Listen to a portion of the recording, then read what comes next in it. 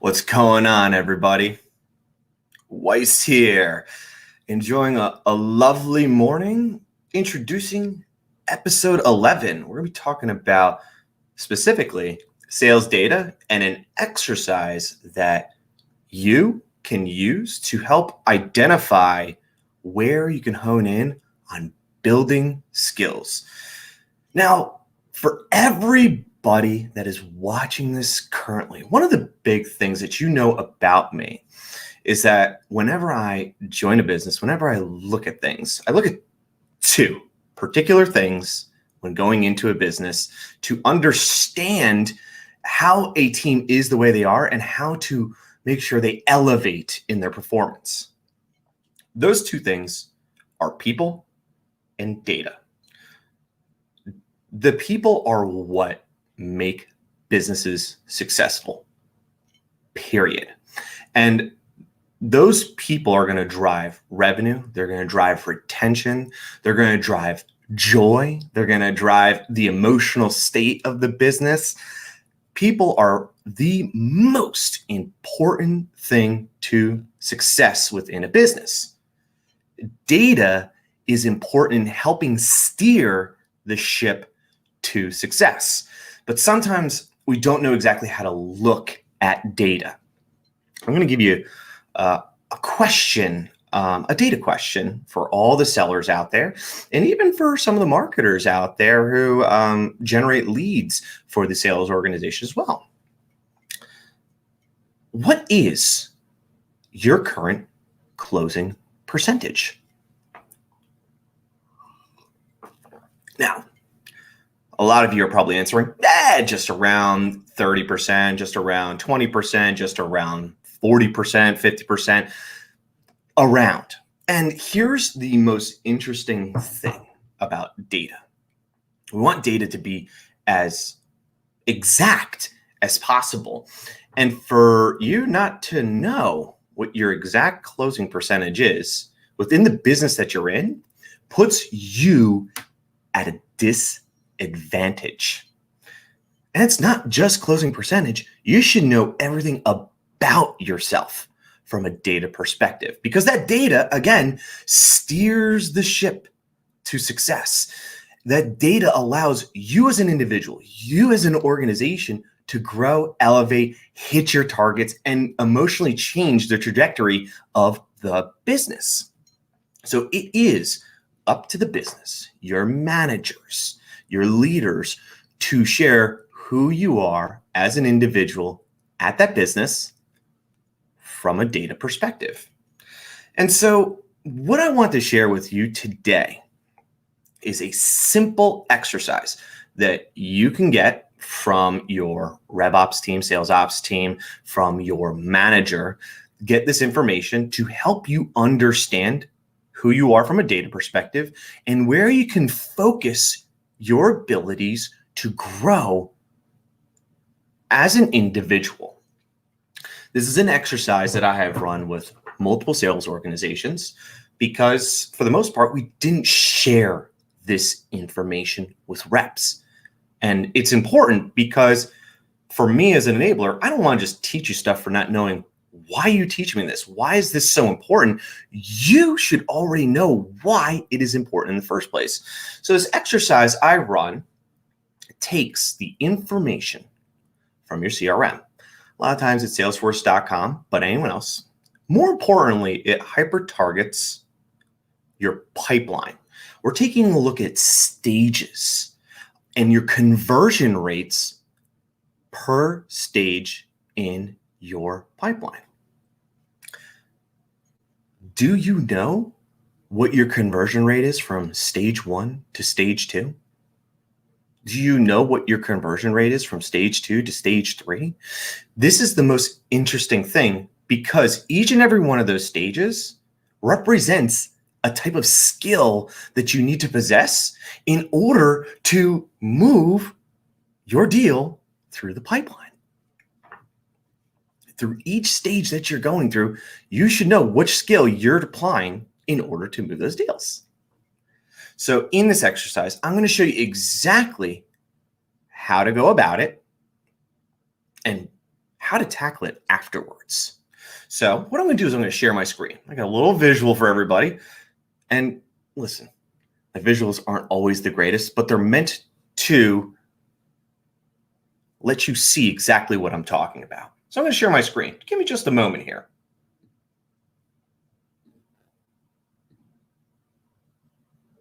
There we go. So, as you can tell, somebody who might have done this a few times before, what we're going to do is first, what I want you to do is take out a sheet of paper. And I get a few questions that I want you to answer. Here's the best part. Every single one of you are going to be different. So, one person is definitely going to have different numbers than the next person. And that's okay. That's what's great about selling. We all have the same drive in the end, but we all have different skills and attributes to get us through to the finish line. So the very first thing I want you to do is take out a sheet of paper. And the very first question I want you to answer is, out of 100% of stage 1 deals, what percentage, not the numeric value, what percentage converts to stage 2? So out of 100% of stage 1, maybe 20% convert to stage 2.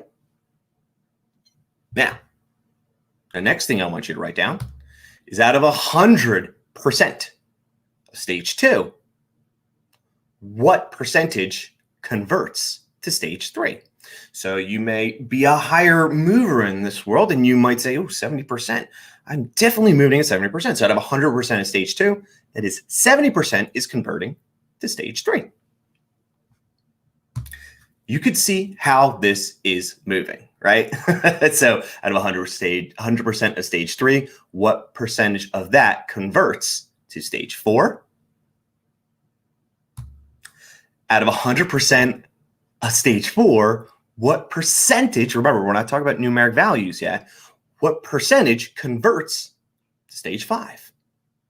Now, at every business, there are different stages. Some businesses have 5 stages, some businesses have 8 stages, and you continue this exercise all the way through, looking at each and every one of your conversions from stage 1 to stage 2, stage 2 to stage 3, saying, out of 100% of this, what percentage converts to the next stage?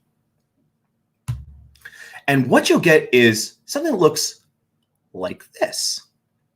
As you can see from my wonderful chart, you can see that I made the numbers easy for us to look at and for the math to be easy. So you shouldn't have 50% across the board. That's an amazing number across the board. But more importantly, it's about being able to see and visualize what your data actually is. So like I said, your sales ops team, your rev ops team should be able to provide this for you very simply as an individual. For managers, this is good to know for your individuals and for team averages as well. But as you can see, my stages from stage 1, 100%, 50% converts to stage 2. Out of 100% of stage 2, 50% converts to stage 3. Out of 100% of stage 3, 50% converts to stage 4. Out of 100% of stage 4, 50% converts to stage 5. And stage 5 is your closing percentage. We should all know this. If your manager asks you, if anyone asks you outside the realm of your own business and they ask you what's your closing percentage, you should know that, right? We should absolutely know what our closing percentage is. And if you don't know, go to your manager today, get your exact closing percentage. Do not accept it's around this number.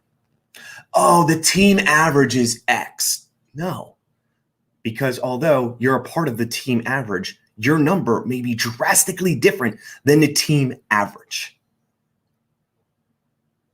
So you have your percentages that the sales ops team and the rev ops team have given you. Your manager's given this to you. How do you look at this though? You have all these percentages. What do you do with that though? Wrong keyboard. You have to convert it into real numbers. That is one of the biggest things you need to do. Now, everyone has a quota they need to hit. And I look at it as though, okay, this is my quota. The average deal size that I close is X. So in order for me to hit the bare minimum quota, 100%, I need to close a minimum of 10 deals. Some of you, it may be 20 deals. Some of you, it may be 5 deals. It all depends on your product, your pricing, and what the average price of that product goes for will determine the minimal amount of deals you need to close. In this case, to make the numbers easy, I said 10. So 10 deals gets me my average. So that is where your starting point is, 10 deals. All right. Now you must convert that 10 deal number through those percentages. And the math is pretty easy. You take 10 and you divide that by 50%. Or if you're using your calculator, it is 10 divided by 0.5, which will give you 20. So I need at least 20 deals working in stage 5 in order to hit my average of 10 deals. You take that 20 and you divide it by your conversion percentage, which here it says 50% again, which brings me to 40. So you should have a minimum of 40 deals at stage 4 in your pipeline during your quota and running your pipeline. And the numbers go up. Now you're actually putting real numbers around who you are as an individual when it comes to selling. Wonderful. What does that mean for you? Well, the very first thing you need to recognize is that your percentages are not going to be 50 across the board. I've seen it a few different ways when I'm working with sellers where their stage 1 to stage 2 conversion rate is like 5% because it's just really hard to move the deal from whatever it is from stage 1 to stage 2. I've also seen it where the number, percentage conversion rate of stage 3 to stage 4 is like 90% because maybe it's the skill of getting the paperwork over to the customer. 90%, very good. Sometimes it's even higher than that, which is great. It's almost something you don't have to necessarily worry about as much, or you can change that how you like. And some of you, your closing percentage might be lower. And here's the fun part about all this. So let's say you're a 10% closer. Does not mean you're a terrible salesperson. It doesn't. Because for you, knowing these numbers, if you work your numbers correctly, you can continue to be a 10% closer and still hit your quota every single month, every single quarter, every single year, if you hit your numbers accordingly. Now, if you wanted to elevate your numbers and you want to make it easier on yourself, then you start to look at the percentages that you want to actually tackle. The ones that, wow, so stage 1 to stage 2 is only a 10% conversion rate. Well, if I lift that to 15%, that changes the numeric value across the board for everything that I'm doing. It changes my process. It changes the way in which I do things. It may save me time. It may put me in a better conversion stage where I feel most comfortable. But you know, there's a certain skill you have to apply to stage 1 in order to lift it to a new percentage. Same thing goes for closing percentage. You want to be a better closer, you need to apply skills that are specific to closing that. You want to stop being a 10, 15% closer and you want to get to 20, 25. You need to work on your skills specifically to closing, because if you lift that percentage, you have to take that same numeric value and lift it. Here's another one that's really interesting that you could do. Let's say the average deal cost is always at this particular value, let's say $50,000. But you have the ability to change the value of the product yourself. What if you lifted it to 55? Your average closing deal is 55,000. Or what happens if your average deal size is 60,000? That also changes your data, changes your approach, and makes you think about which skills you need to apply to continue to lift your numbers. Now, here's the final piece that you can use this for. It's going to tie this all together. As sellers, we want to make a hell of a lot more money. We always do. We don't want just 100%. We want sometimes 110%, 120%. Well, what happens if I change that number of deals to close from 10 to 12? What happens if I change that number from 12 to 15? This is 10 deals in my chart is just the minimal amount of deals to hit 100%. But if I were to change that to 11 or 12, I'm going above 100%. Now you can see how the conversion percentages convert to the numeric values. And this is how you can begin to look at lifting your own performance. So when managers and leadership present you with skill-based exercises during your career, they're looking at these numbers. It's telling a story. Oh man, our sales team's average conversion rate of stage 2 to stage 3 is only 30%. We want to get to 35 or 40%. It could change the dynamic of the business and those individuals. They're going to introduce a skill-based training for you that's going to help you lift that. In result, you'll either close more deals, you'll make your life a little bit easier, or you don't have to focus your own personal agenda on that stage, and you could focus your own personal agenda on other stages to work on and those conversion rates. I mean, the biggest question, though, that comes out of all of it is, well, which skills apply to which stage? Well, you should understand how your stages work at your business, what they actually mean. And then there are skill-based activities, attributes that you can apply to these stages to lift that percentage. Example, let's say you're prospecting and you're trying to build into stage 1. And all you do is email blasts and cold calls. And all of a sudden you add social selling to your abilities, your skills of prospecting. You may add a lot more into stage 1 than you have previously.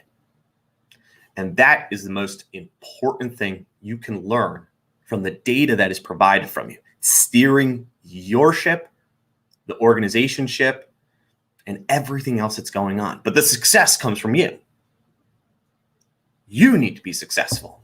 The business sees the data. The data tells us we should go in this direction. How do we lift our people, and how do you lift yourself? You have a right to this data.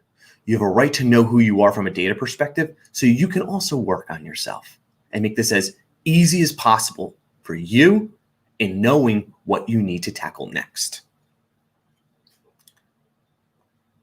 And that is just a simple sales data exercise that you can run. Managers can run too with their entire team. Enablers should be doing this as well. It is something that I will say, if you run it in a group, I mean, for all you sellers, sometimes your mind's going to get blown. You're going to have fear hit you right away. And I'll prepare you for that. Some of you are going to know your numbers. And that's okay too. If you know your numbers, bravo.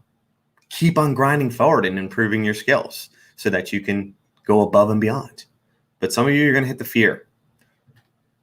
That's so many deals in stage 1. Like, I can't do that.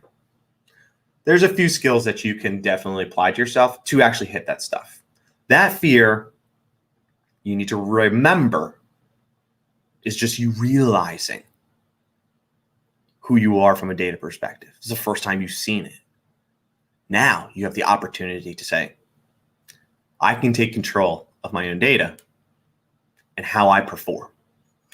So in the next couple of sessions that we're going to be running live with Weiss, we're going to talk about skill building. We're going to take a look at some of the things that you can do when you look at these percentage conversions, when you look at these numeric values about yourself, and how you can apply certain skills to elevate that, make your life a little bit easier, save you a little bit of time, even take you from 100% to maybe 105, 110% of goal. So stay tuned. In our next episode, I've got some crazy skills and attributes stuff that we're going to be going over. We're going to have some special guests running with me as well. It's going to be an absolute treat. I am super thrilled. Be sure, if you have any questions about this, or if you want to reach out to me about talking about these conversion rates, these percentages, the numeric values, direct message me. Go into my profile. All my contact information is there and readily available. I'm more than happy to talk about this stuff without a doubt and help you along the way. If you want this chart, shoot me a direct message. Let me know. I'll send it over to you. It's not anything new. It's anything that's out of the norm. I am more than happy to share my information because always remember, everybody, our greatest success comes from the success of those around us. Be sure to take care of each other. I'll catch you next time. Cheers. I wish I had outro music.